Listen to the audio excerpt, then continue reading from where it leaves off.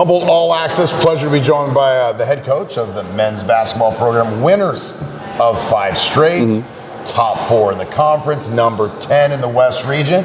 Coach Tifft, everything's coming up roses for the Lumberjacks right now.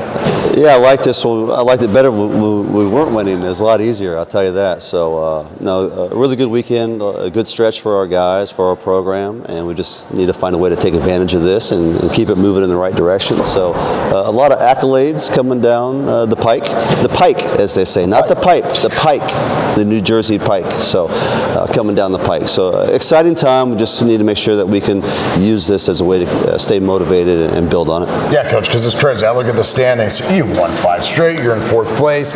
You're like a game and a half up from being even in the tournament at all. So it could be, I mean, yeah, the good news is you're in a great spot. The bad news is you have done a lot of work to just get here. And with 8 games to go, things are far from settled.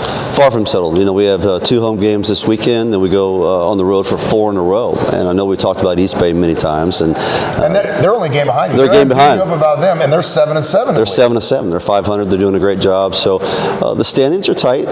We just need to make sure that we continue to push forward. You know, we talk about it with our guys. We put the standings in the locker room. We talk about complacency, those types of things. You know, ebbs and flows throughout the season. So I know it's like a broken record, but it's just a matter of us staying focused and competing and staying healthy, I think, is a big thing too. So, you know, we left Court Franklin at home due to illness. Baroon is not feeling well. So got the guys vitamins yesterday, emergency, the whole thing. It's just one of those, it's just that time of year. Don't want this ripping through the program. Don't want it ripping through the program. And the weather's changing, it's raining. So not just physically being in good shape, but also just staying away from illness. Coach, how do you keep your edge? Because it's really easy to enjoy all those accolades I was talking about and show up against Monterey, and they've got size and they've got shooting and they can fill it up, and you know, there's a home crowd that's going to be excited to see it, and they can walk away disappointed real quick. Yeah, you know, I told our guys yesterday in Monterey in their last 7 games they're 3-4 with a loss in overtime. They've outscored their opponents by 5 points per game over that stretch. So you can't just look at the record and expect to go out there and win the ball game. They do have shooting, they do have size. They've played very well the last 2 or 3 weeks. And you know, State on Saturday, they beat us already. Probably our worst performance of the year, to be honest. So this is a big week for us. It's you know, when people start telling you how good you are, you know, the young guys sometimes take that to heart. Believing it. They start believing it. So you know, coaching is educating, right? So we need to educate our guys. Take this opportunity to educate them on complacency, how to push forward, how to stay focused, and you know, we got back into a routine with study hall last night, and it's just a matter of having a routine and have competitive practices and making sure everyone's good to go for this weekend. Yeah, 2 very opposite games. Monterey team, you need to redo it. You already beat them, and then against the State team that, you know, now hopefully your guys will be hungry in a different way to try to avenge what was a stinker of a final 20 minutes at Turlock. Well, sometimes they say there is such a thing as a good loss, and I think the loss at State was a good loss for our program and for me as a coach. To really kind of hit me in the second half when we were just going 100 different directions on the bench. And what did you do wrong that second half? What did you learn, Coach? Well, you know, we have great guys, but in the moment, I need to keep my composure with our team and really just stay positive. And every team's a little bit different that way. Individuals are different. There are some guys that can handle that, being challenged in the heat of the moment and kind of being critiqued and told what they need to do a little bit better, and some guys can't. So, you know, we had a long talk in between Stan and Monterey last time about everybody taking a deep breath and just moving on to the next play and trying to stay positive, and that I would find a way to, you know, still hold them accountable and just try to do it maybe in a different way. So I think that's one thing that's really helped us is we still have the accountability piece, we still play hard, but maybe the way that we've gone about it with this group has been a little bit different. Coach, let's take a look at last weekend. Finally getting Humboldt a win in the Cal Poly Clash, in which the most electric first half I've seen in quite some time. Yeah. And then any time you beat San Bernardino, I'm willing to take feels the good, doesn't it? It just feels good. Just feels good. There's always that one team in the league that feels good to beat. And no, it was great. It was great to get on the board with the Cal Poly Clash. I thought that was maybe our best half of basketball in the first half, and guys were locked in. You'd gone to shoot around, and our guys did a great job executing the game plan, and they played well. well. They were athletic. We were blocking shots, alley-oops in transition. We were hitting shots. And, you know, Cal Poly Pomona has pride. You know, they're a prideful program. They have a really good coach. They came back, really tested us in the second half, but our guys hung on with the tip in at the end. So a great win for our program. I think first time since 2018 we'd won. Lost 11 straight. We had lost 11 straight. Yeah, and I don't know these things going in, but we had lost 11 straight to Pomona. So it was great to get that win. And I was really nervous about the next game. And like we said, this was the first time we played somebody since I've been here where I felt like we may have a target on our back since we'd beaten Bernardino a couple weeks before. And, you know, they had just dismantled Chico. Winners of 5 straight. On Thursday, and they'd won 5 straight. So wanted a piece of you after you got them on a last-second shot in here. So our first win at San Bern since 2017. And I thought our guys responded really well. I thought it's hard. We talk about this a lot. How do they keep the edge? How do you keep your edge? If you win, if it's an emotional win. But I'll be honest, I've never seen a team so disappointed to win a game. So that was a little crazy. I was like, man, these guys clearly weren't a part of 11 straight losses because, I mean, I felt like you won, period. Apologize for nothing. We had to kind of prop them up after the Pomona game. I think that the fact they got back in the game, we missed a free throw at the end on the front end of a bonus. When's the last time you saw a game where there wasn't a foul called on the opponent until under 5 minutes and a half? I did make a point of that, especially when the referee was standing in front of me during the broadcast, even though I'm not part of the game, so I'll make sure everything is served. But with that said, it hurt them when they needed to get you at the line. Yeah, I saw the officials after the game. I told them I ran out of inbounds plays to get us into the bonus. I mean, I had to go to the archives. But yeah, to me, the guys not being truly excited after that win just showed me that they expect more out of themselves. They were a little disappointed, even though we won the game, and how they finished the game and how they executed in the second half. So, as a coach, it was kind of good to see that. Well, were they excited after the San Bernardino win? Oh yeah, they were excited after the San Bernardino game. I think we all were. Okay. And just to keep the streak alive, it was a tough 4-game stretch to host LA, to host Dominguez. Coach, you were like Jamie. I was worried about losing all 4 of those. Yeah, I didn't tell anybody else that. But you know, as a coach, you're always a pessimist. You know, my wife doesn't enjoy that part of my personality, but you expect the worst, hope for the best. Oh, miss, I won't even watch the broadcast anymore. I'm just going to live stream because I can't handle it. I see you, Mrs. Tifft. That hurts my feelings. So, and you know, also it catapulted us into the top 10 in the region rankings or voting, which is the first time since 2021. So, you know, all of that doesn't matter if we don't come out and perform this week. But after the last year and a half, it's just nice to see our players and our program get some recognition. You know, I remember Tom Wood, and he used to tell me at the end, he said, JB, what killed me is the wins were a relief and the losses just devastating. Right. Are you able to wake up this morning and be like, hey, we had a nice road trip, we're in the region, people are taking notice of what I'm doing here and what these guys are doing?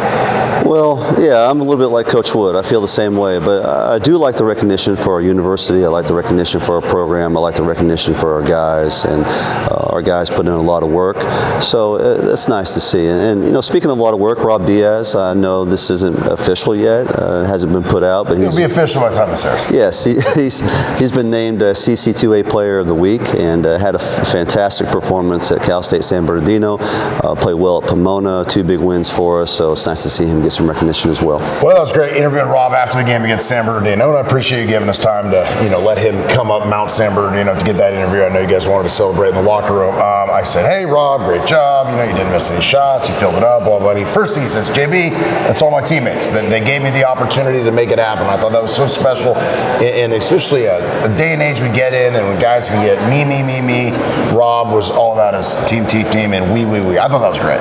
It was great. You know, Rob was really, I don't think Rob was a big fan of mine. I'm demanding he takes charges. He tried to take a charge in the first half. They called a block, which was a 50-50 call, and I had to sit him for 2 fouls for the rest of the half, and he was really disappointed. And I had to give him a little pep talk at halftime in front of the guys, but he really responded and played well and just carried us offensively. Talking about just Rob's, you know, it's not a secret. He dipped his toes in the transfer portal in the offseason, but he kept bringing you up and talking about just buying into what you're doing, and it's really exciting to see from my perspective. Well, Rob cares. You know, Rob is invested. He wants to be a good player. He wants us to win. He's the first guy in the gym. He really watches film intently. He listens to what we're saying. I think he's just, you know, when I coached junior college, you really saw a jump between freshmen and sophomores. And I think that's where he is. He's made a big jump from last year, not just in production, but his ability to kind of listen and buy in and do what we're asking and come every day prepared. I'll leave you with this. I had a couple of guys who bleed green and gold and started in this program and graduated in this program, Colin Caslick, Jack Cobb, and the great Jeremiah Ward. Their consensus was, and I'm really getting ahead of myself, they said, man, they got to find a way to keep this unit together because they're already doing special things, but the sky's the limit for this group.